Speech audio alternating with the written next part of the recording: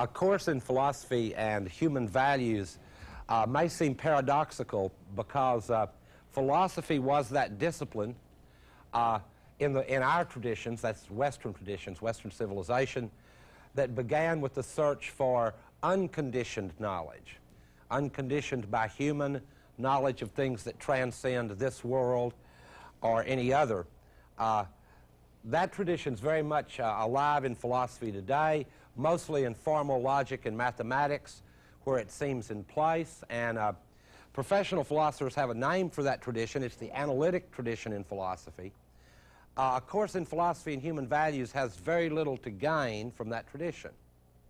And the reason for that, I think, is quite simple. It's because philosophy in its interaction with societies, cultures, and in its historical context is very difficult to quantify. It's very difficult to turn into a logical formula. And as a matter of fact, no one, I think, and I've met a lot of philosophers since that's what I do for a living, has ever demonstrated that a deductive argument, a logical argument, one that's purely formal, has ever solved a single philosophical problem, except internally, the ones they made themselves. It's kind of like housekeeping, where you spill the stuff and then you clean it up and you spill it again. And a lot of analytic philosophy is like that. What I'd like to try today is to do something a little different, and that's to place philosophy in a historical context and then go through that and follow the mutation of problems centered on what it means to be human, a question that for me will begin with a kind of skeptical attitude. In other words, we won't begin as though we know what human nature is, a common and I think absolutely insidious kind of fallacy promulgated especially in a society like ours that's capitalist and so on, where subjects need to be of a certain kind in order to function in the state and in the economy. So it's important in a society like that to have a rigid definition of what human being is for a whole host of reasons that I hope will become apparent. But I'd like to begin with it as a kind of skeptical questioning, and so I'll come to my first topic. A book standardly used in introductory philosophy courses, and one that I'll refer to only briefly today, is The Trial and Death of Socrates by a little-known author named Plato. So if there are any members of the audience or that are watching this that are worried about, is this going to be a talk sort of off of the standard texts, you know, some talk about the lesbian, the phallus in romantic novels, don't worry about it. We're going to be talking about Plato, so you can relax, chill out. It's not going to be a problem. Socrates inaugurates the Western philosophical tradition in a very interesting way, and one of the ways he does it is by separating philosophical discourse in a kind of a way from scientific discourse. We can think of the earliest Greek philosophers, Thales, Anaximander, and Anaxagoras and others, who studied the cosmos. And I think you're familiar with the word cosmos from other famous television shows. I mean, you've heard Carl Sagan, cosmos, and that is kind of the way you need to say it for the Greeks too, because we get other English words from cosmos, for example, cosmetic, where for the Greeks, the cosmos was sort of cosmetic. It appeared, and that was enough, and it appeared to be harmonious and beautiful and orderly. That made it an object of study. If it had appeared chaotic to them, it wouldn't have been an object of study. It was its order that made it possible to study it. And we know from, at least we think we know, from the text, that when Socrates was young, he studied in this tradition and was interested in the cosmos, in what things were made of. And the Greeks had rather simple answers. Things were made of fire, some thought of water, some thought of earth, fire, water, and air, and various other accounts. And for a rather long time in Western civilization, the account that there were four elements, earth, fire, water, and air, was the dominant scientific account for a long time. In any case, Socrates began in this tradition, but he inaugurates philosophy in the spirit in which I hope I'm going to talk about it for the next few hours, by changing the focus away from the investigation into the movements of stars and the composition of the earth, and directs the investigation of philosophy towards human beings. And this should be well known. I mean, it's an ordinary thing to know about Socrates. Know thyself, for Socrates, was the beginning of wisdom, and Socrates, for him, this was more than a mere motto. All the Socratic dialogues are, in a sense, it's important to understand first that they're dialogues. They're written in dialogic form. In Greek society, and this will be my first amateur sociological remark, in Greek society, knowledge comes to be in a public place where reasoned arguments have to take place in the open, in a public forum. That's to be greatly contrasted, just by point of contrast, with a society like ours where most of the important arguments that shape our destiny are secret. In Greek society, that's unthinkable, because a polis is a place where the only force that a free person is supposed to recognize is that peculiarly unforced force of the better argument.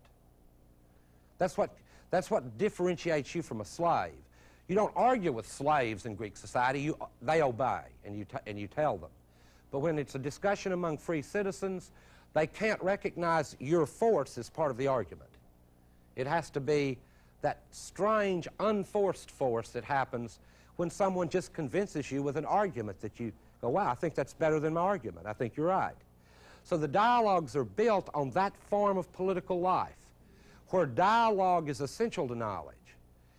Later in the course, when we discuss the rise of modern society, we will get a peculiar new way of human beings understanding themselves, a way that I'll attach the name Descartes to right now, a way where you sort of introspect and figure things out.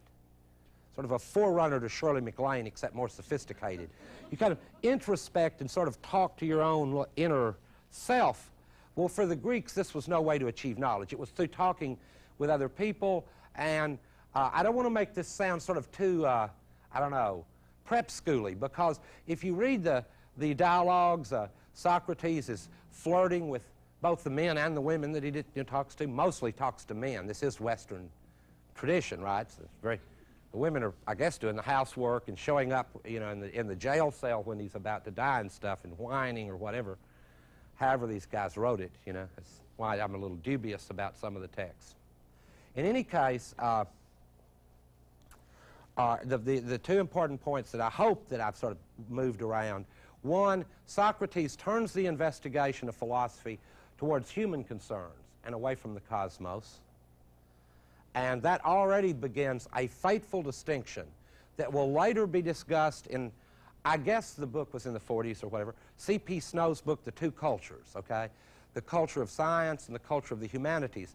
That split has its origin, in a way, in Socrates turning his attention away from sort of one of the cultures, the culture that was going to investigate nature and human beings as though they were simply in it somewhere, and the culture that investigates human beings qua human, in other words, as human, and as opposed to as one species among other whatever. So and then that makes knowing yourself a crucially important part of knowledge. Now, to make this as simple as I can, I love to use references to movies. You know, I mean, not many of us read anymore, but a lot of us go to movies. In Superman 1, okay, let's get down to a real case, okay? In Superman 1, little baby Superman is flying from the very sophisticated planet to Earth, and there are all these knowledge crystals, and I didn't like the series that much, okay, so don't frown at me, you know, it's not that great a movie, I'm just illustrating here. These knowledge crystals tell him all the known physics of this advanced civilization. But the last and most precious crystal that he gets in the ship is symbolically important. It says, now that you know all this, you know, all these things, you may want to know what is most important, and that's who you are. And so the last crystal is supposed to give him the Socratic style of knowledge. So Socrates believed, and this is a nice illustration, because Socrates believed that one could have all the other kind of knowledge and be totally lost, totally aimless, if one didn't have the other kind of knowledge, which was knowledge of oneself. And this is nice to remember today, I think.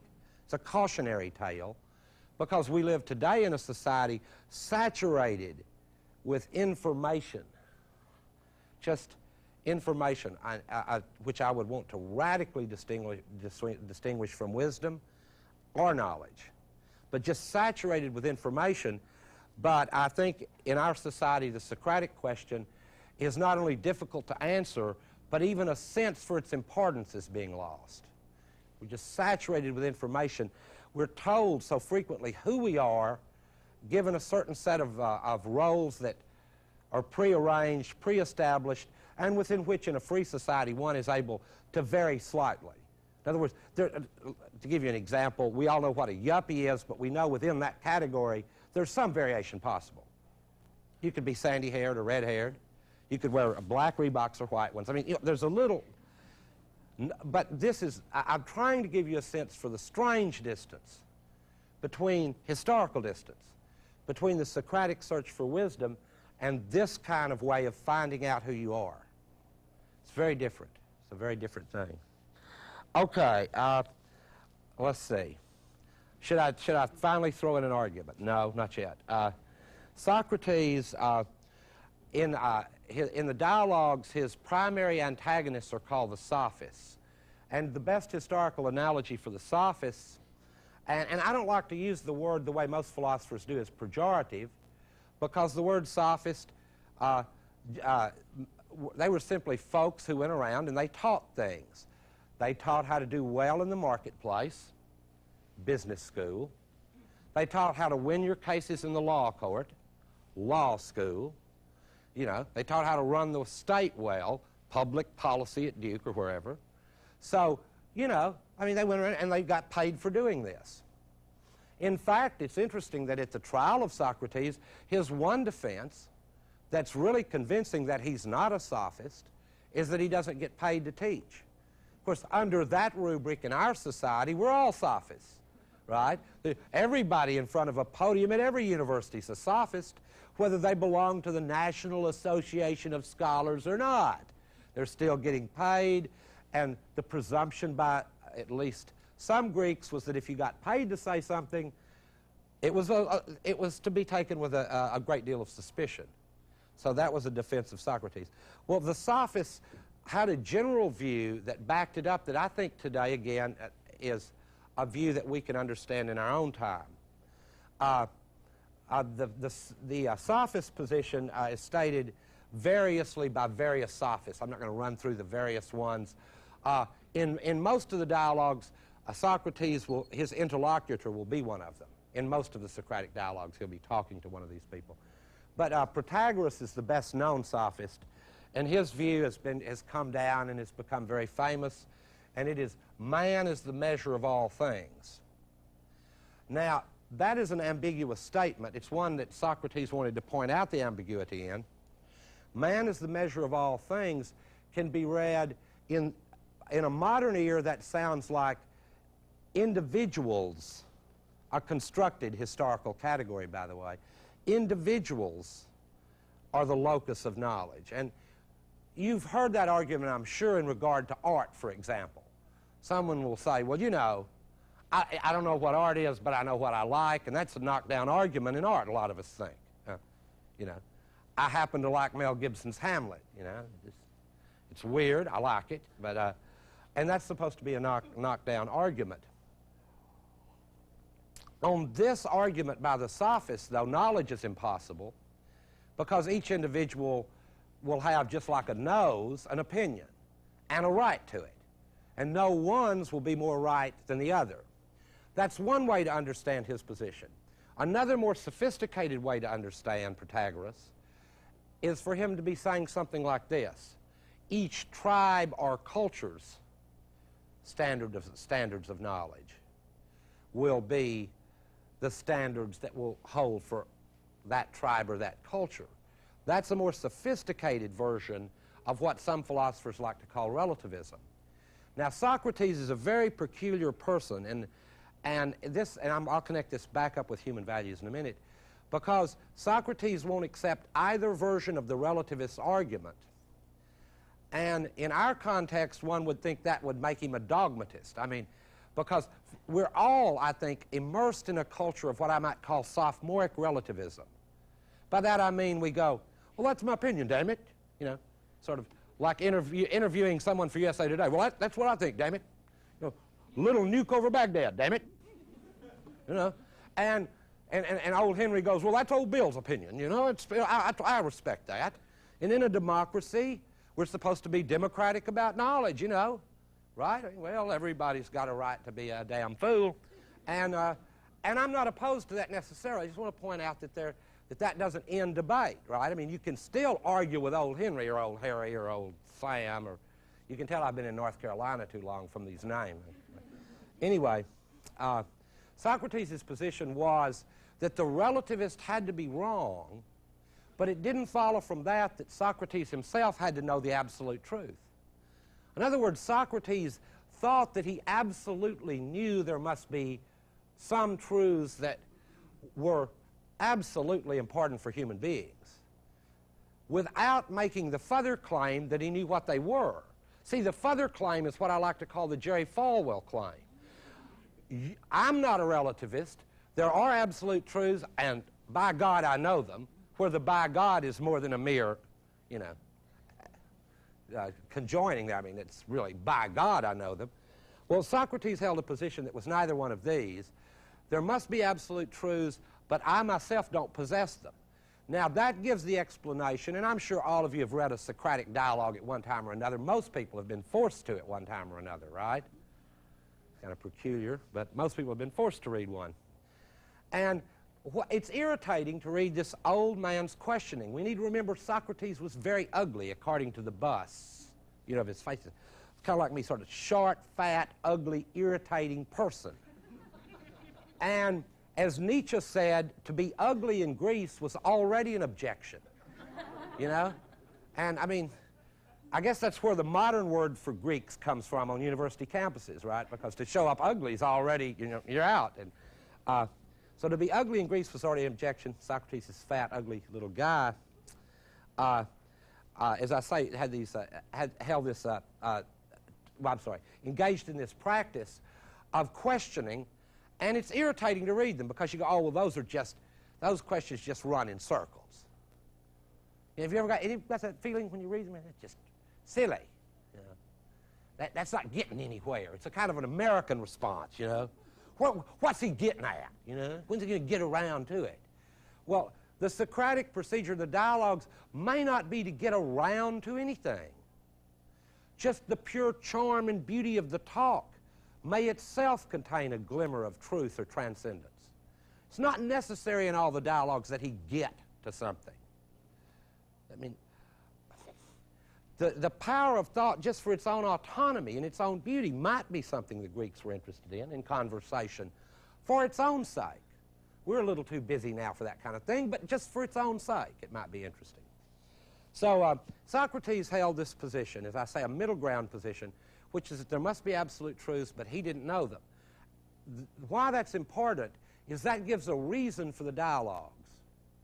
When Socrates questions people about beauty, honor, justice, truth, I finally mentioned the big words philosophy's after, right? You know, when he talks about them, and they all sound like pompous words today, I just feel crazy, you know, discussing philosophy today, because in a society sort of where, as one modern philosopher put it, cynical reason prevails, the very use of these words is bound to just sound like advertising slogans.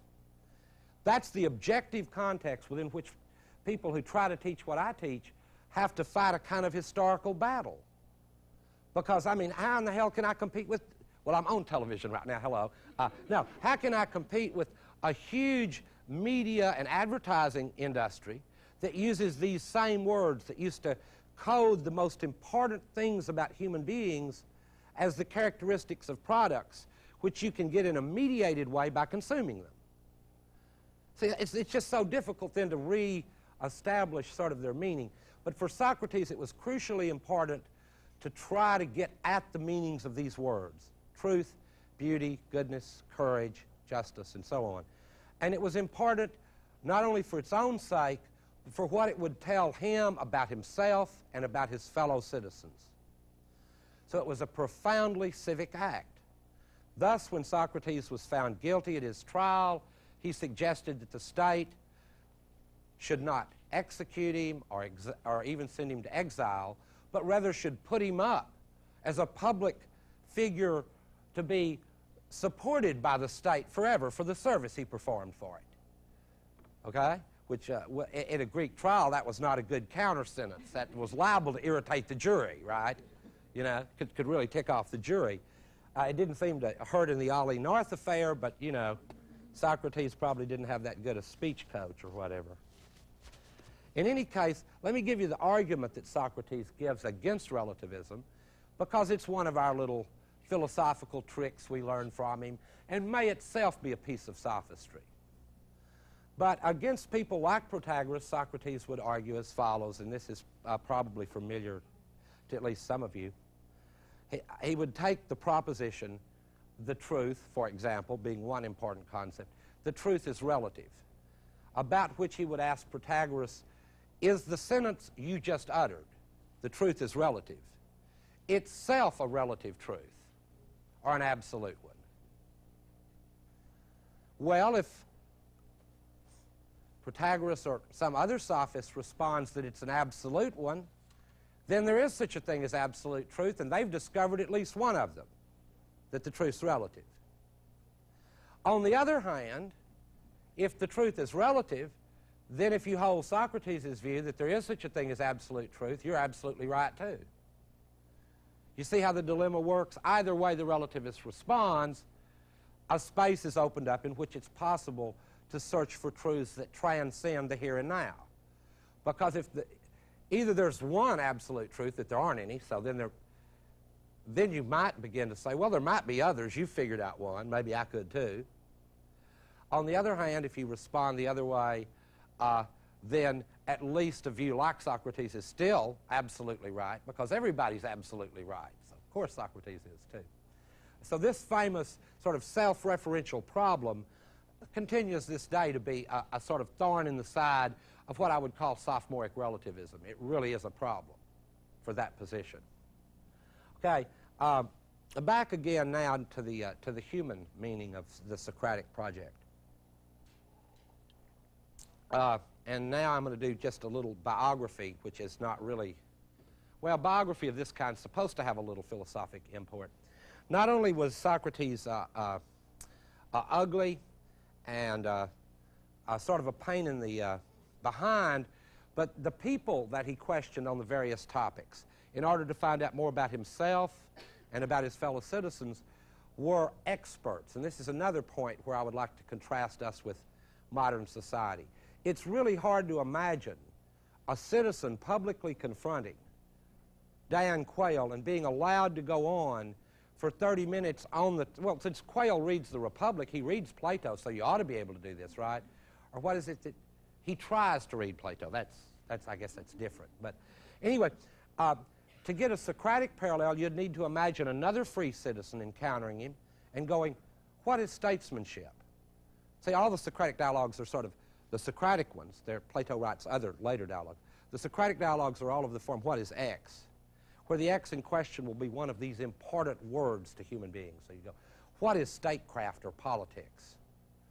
And he will go to someone who is understood to be an expert by the society. I mean, they'll be in that.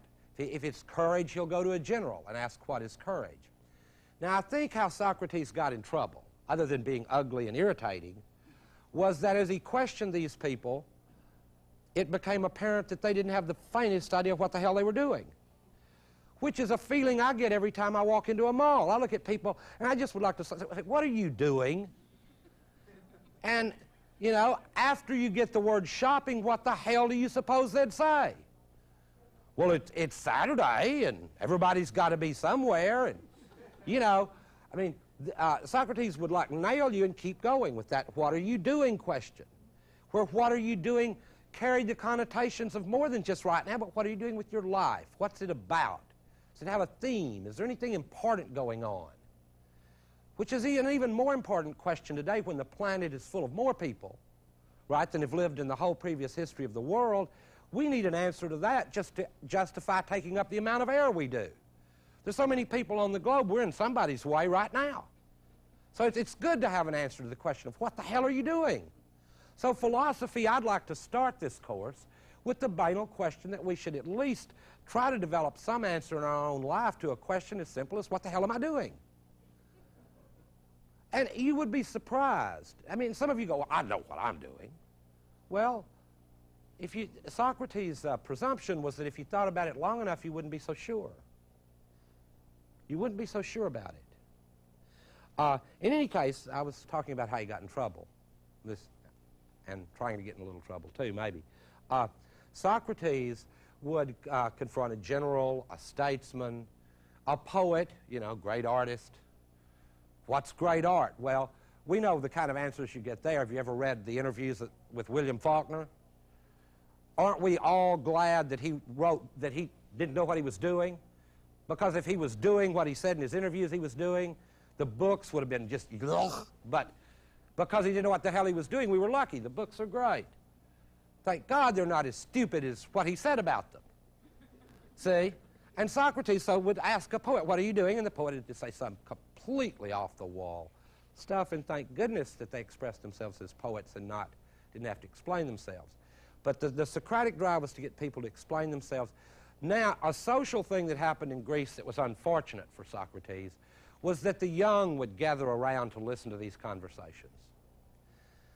And you can imagine a scene something like this with some young people gathered around, Dan Quayle forced not to leave and nobody to pull him away, in a 30-minute discussion with at least a clever person like Socrates about statecraft.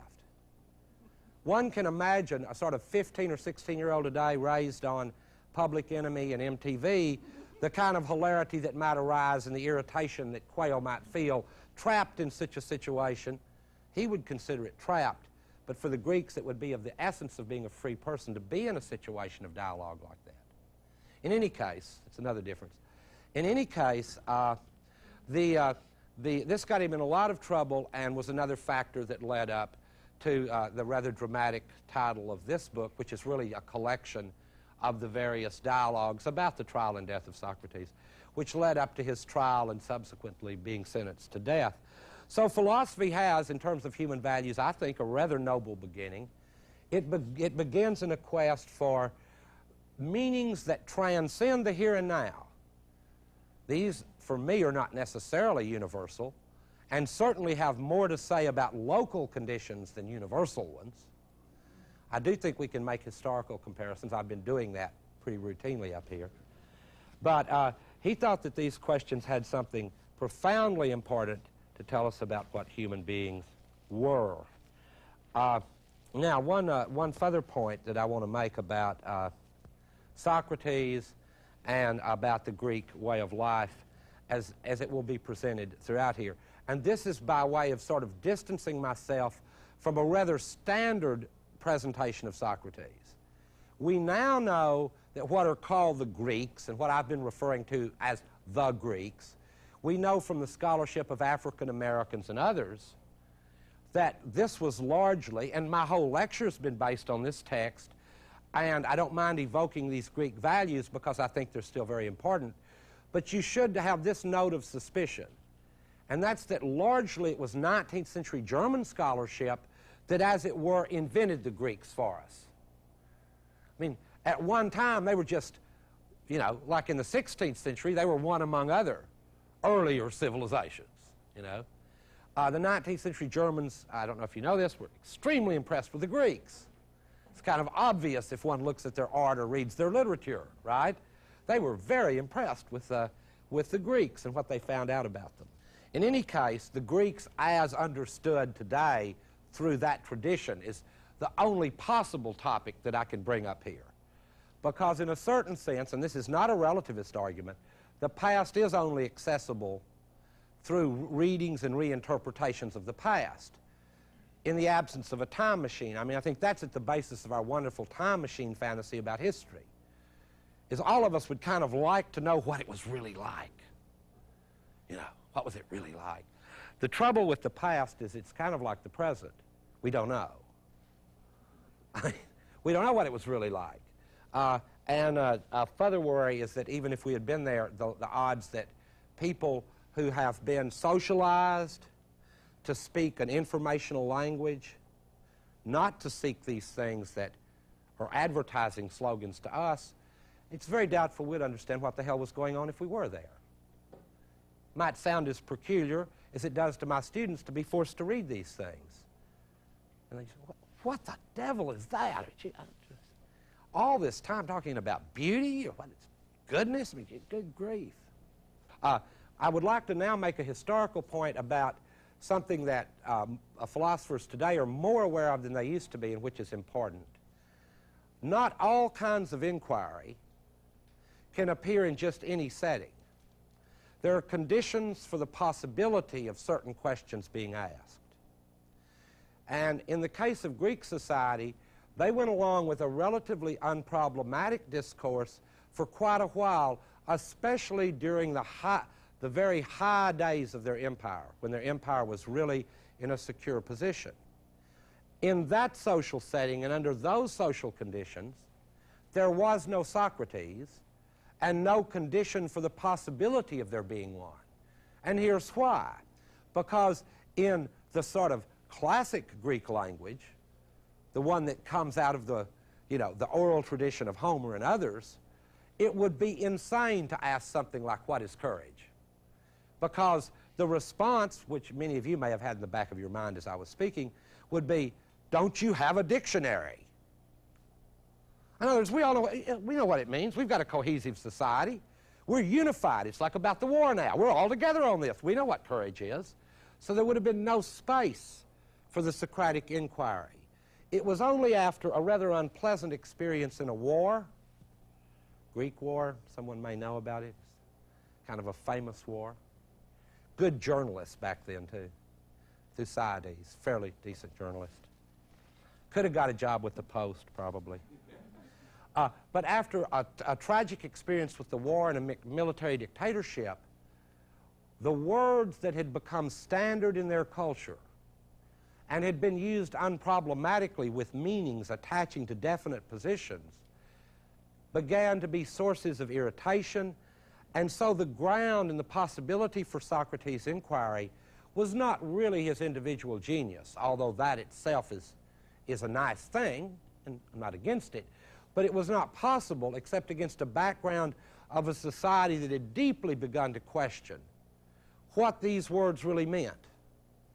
And one can't help but think, for example, to try to make this parallel come alive, that the radical questioning that's been going on in the universities about the canons of knowledge, the instruments of knowledge, has not been profoundly affected, as Time magazine admits.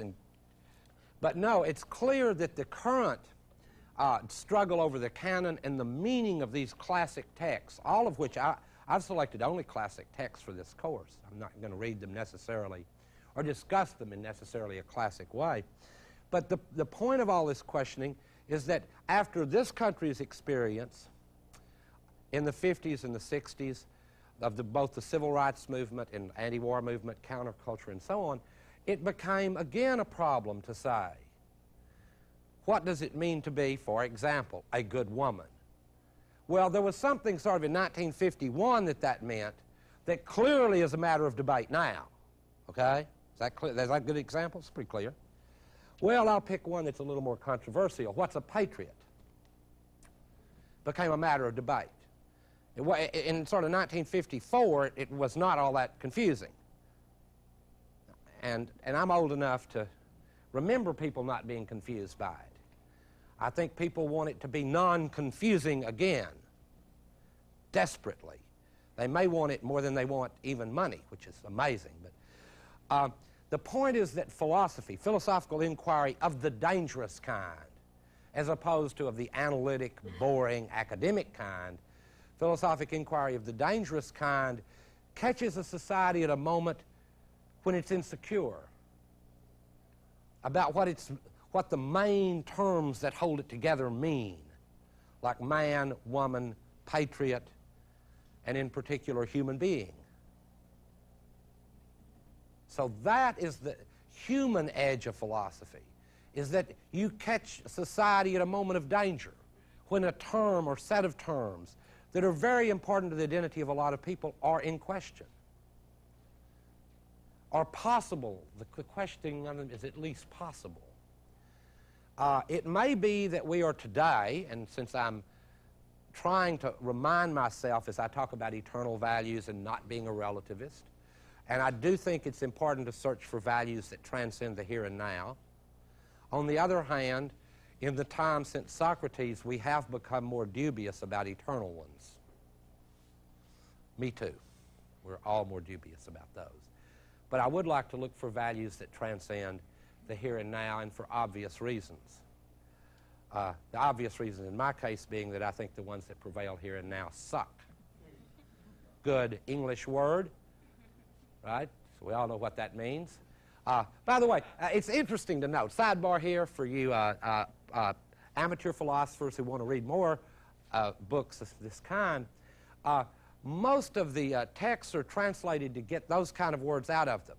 But the language spoken by Socrates, as recorded by Plato, is not a fancy language just filled with technical terms, but is a pretty ordinary Greek. And it's only later, sort of mid-20th century or early 20th century, when philosophy starts to develop a professionalized vocabulary. See, in all its previous history, it tried to communicate with at least some class of people. It's only recently that it tries to communicate with no one. I mean, the Journal of Philosophy, if 12 people go down on the same flight, there won't be any more Journal of Philosophy, because 11 guys write it for this other guy. And that's, you know, so what I'm trying to do today is to broaden out the interest of philosophy a little more than that, to the extent that it means anything more than another niche in an intellectual marketplace already filled up with so much garbage you'd be lucky. It's kind of like a big sale. You're lucky to find the scarf you want because it's just filled with crappy scarves, and there's one you might want. And so all I can do is to make philosophy and its kind of inquiry, insofar as it's critical, insofar as it catches a society at a moment of danger, insofar as it asks us who we are and who our fellow citizens are, I want to make that look important, like an attractive scarf in the pile. I'd like to be able to give it more punch than that, but then I'm speaking in the here and now, in quite a dark moment of the history of this country, in my opinion. One I would discuss at length, but I will in the question period and outside in the hall and in public forums to the extent that it's still allowed to do so. The first lecture, I wanted to just introduce you to some of the themes I'll pursue throughout the lecture. What does it mean that the grand theme, and one that I certainly won't answer as these lectures progress, is what does it mean to be a human being? I will try to localize the question. Today I've tried to say what it was like, in a way. What was it like? How did the Greeks understand a certain set of human practices? And I've said almost nothing about it except about the practice of Socrates. So as we go through these lectures, I'm going to lay out various what I will call ways of living. And the Socratic way is one of critical inquiry. And this shouldn't be understood in the way we understand inquiry today, as just sitting on your butt and looking through a microscope. No, inquiry in Socrates' sense, critical inquiry, is to go around in a kind of passionate search for what's really important, where that itself is up for grabs. It's not like you know what that is for sure. Socrates doesn't just ask what's truth and beauty and the good. He has one dialogue where he asks what's fine. And the best translation would sort of be the English fine, in the sense of, boy, you're fine, or isn't that fine? And so that doesn't, you know, that doesn't sound like truth or beauty. The dialogue is about what's fine. So I mean, Socrates goes around looking for these things in order to get a fix on what is important about being human, what's special about it, in order also, finally, to disprove the Delphic oracle, who, when asked who was the wisest man in the world, said Socrates, and this was reported to him, and he went, this is nuts, can't be true, I don't know anything. And he finally figured out the riddle of the oracle. He was only the wisest man in Greece because he not only didn't know anything, but he had a meta-belief about that. He knew that he didn't know anything. Very important distinction. And as I make some of the rather dogmatic remarks that I'm going to make through the lecture, I should make my own position as a philosopher clear. I'm not a relativist, and I'm not an absolutist in the sense in which I've discussed them today. I'm a fallibilist. That means something like this. A fallibilist is someone who passionately believes certain things. Passionately believes certain things. Some of them quite bizarre, as you'll find out as we go along. But about those beliefs, I believe that they could be wrong. A peculiarly modern attitude, but one that I find myself forced to. Through long and bitter historical experience, not only philosophical, by the way, but historical in a more bloody and mundane sense. It seems only wise policy, both philosophically and politically, to be able to hold a belief passionately, but to have a belief about that belief that it could be wrong. Some of you may think that that's absolutely paradoxical, that if one must believe something passionately, then you've got to just believe it.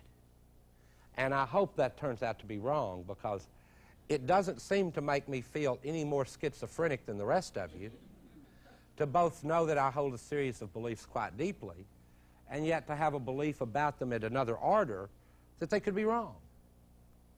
I mean, I hope that that will work. Anyway, in any case, that's not a bad characterization of the position of fallibilism. And I'm a fallibilist about fallibilism. Let me go ahead and go a little further, which means that that whole stance could be wrong. So I'm a fallibilist all the way down, see? Because even that way of looking at knowledge could be wrong, and so on. And to be philosophical is not to stop pursuing a question when it becomes inconvenient. It is the opposite in that sense. The kind of inquiry I want to pursue is kind of the opposite of a televised news conference, where everyone knows the limits of questioning and obeys without question like slaves and lackeys beneath the level of humanity or free human beings. It ought to make us ashamed. But philosophy doesn't behave in that way. Not at its best. It has been known to. In fact, like religion, it has frequently served the powers that be. I'm trying to pick out a certain group of philosophers that at their best don't do that. Okay? At their best, they question radically. But I'd like to distinguish that from, say, a news conference, where the spectrum of questions are quite simple and very, very prescribed, and moreover, the answers are already written, and we could supply them without waiting for the parties to answer. If you watch enough of this stuff, I mean, I've become a CNN junkie, so now I can just give the report before they give it. I can just say, well, what happened in the war today? We won. Short summary of the news. Lots of them died, not many of us did. We won. You know, I mean, I heard that for 7 years earlier in my life. There's a light at the end of the tunnel. Well, whenever you see a light at the end of the tunnel, philosophy reminds you that there is at least the dim possibility that the light at the end of the tunnel will turn out to be a cave. A candle at the end of a cave. I mean, that doesn't mean that it's going to come out on the other side of anything worthwhile. Okay, Socrates, know thyself, ask embarrassing questions, and yet try to avoid his fate, which is don't be tried, found guilty, and executed unless you're his age. So I want to leave you with a sort of joke about about philosophy for this first lecture, and that's that it's a very interesting question whether Socrates would have escaped from prison. Many of you know the story, and I didn't want to repeat it and waste my 45 minutes. It's a very interesting question about whether Socrates would have chosen to escape from prison, which was one of his choices, if he had been a 25-year-old inquirer as opposed to a 1 or 2-year-old inquirer. It would have been very interesting.